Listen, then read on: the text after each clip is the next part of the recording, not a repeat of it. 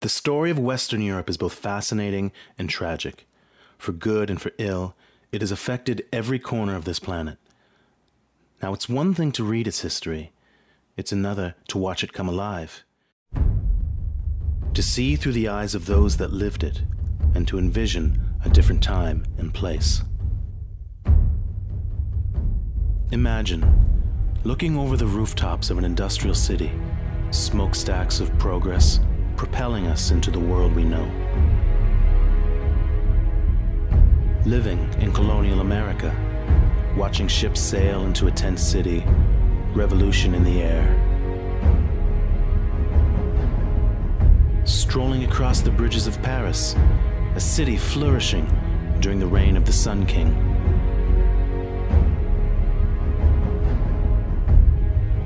Watching the sun rise over Florence at the dawn of the Renaissance.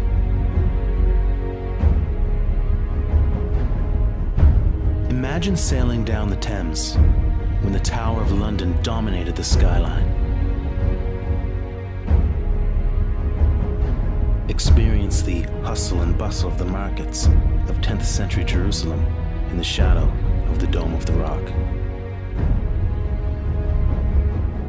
Experience the isolation of a Viking village during the Dark Ages, clinging to the edge of the world.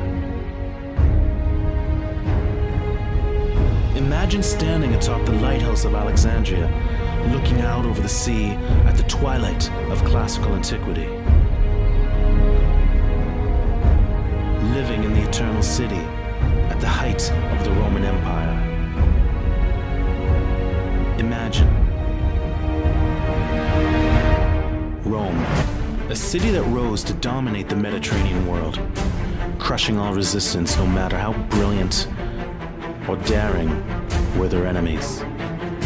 In that republic, a general rises to power, only to be brought down by those closest to him.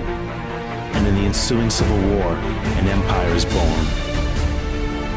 With might, spectacle, tragedy, and wonder. But nothing is eternal. No empire lasts. And with the barbarians closing in, crashing through the gates, Rome falls. But the memory is preserved in the abbeys. And in the villages of Europe, life continues.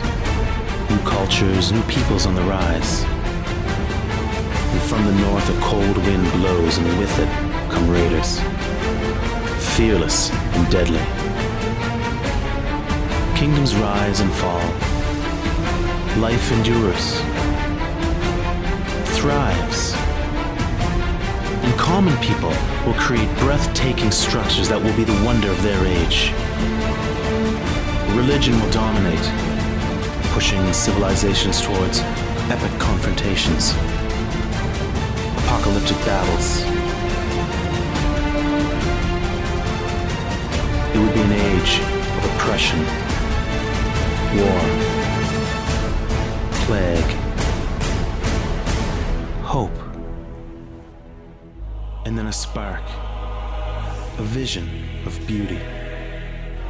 Imagination, a new way of thinking. Against the established order, it would inspire a few, and then many. And that spark would explode. Against a backdrop of corruption, fanaticism, intolerance. It will inspire to push back the boundaries of their world. Humanity will be changed forever. Old institutions will be challenged by new ideas, plunging countries into turmoil, igniting wars in the name of God. New cultures encountered, new bonds are formed. Individuals will rise to absolute power, power that will be challenged, fought. Tyrants will seize it, kings restore to it. Great minds will reveal even more. Their greed will send them around the world, tearing lands from their people, and across an ocean, tearing people from their lands. The pace of events will quicken, tensions will rise. A declaration will challenge an empire, and an idea will become a nation. And with millions of voices crying out for liberty, a republic is born in blood. And the monarchs of Europe are brought to their knees. Nothing will ever be the same, not in their hearts or their minds.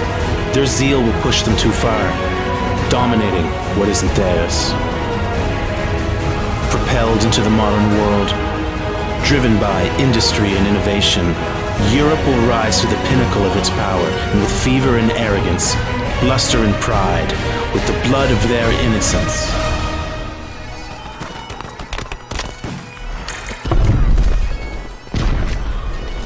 They'll tear it all down.